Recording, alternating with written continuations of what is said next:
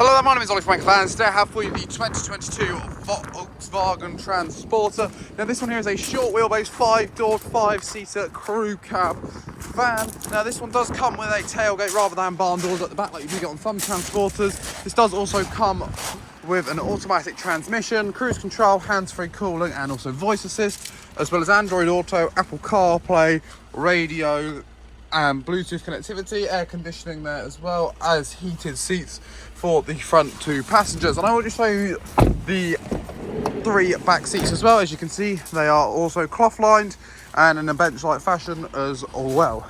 Now I will just show you the load area in the back. As you may note, this van does not come with a bulkhead and does also come with a rear window, giving you that extra bit of visibility on the road. Now this does come with cargo rings down here. There is interior lighting as well, as this being ply lined in the back. And if you would like to find out more about this Volkswagen Transporter, please do feel free to head over to our website, Anchor Vans. It is in the description of this video, or you can check out our site in Papworth, just outside of Reading.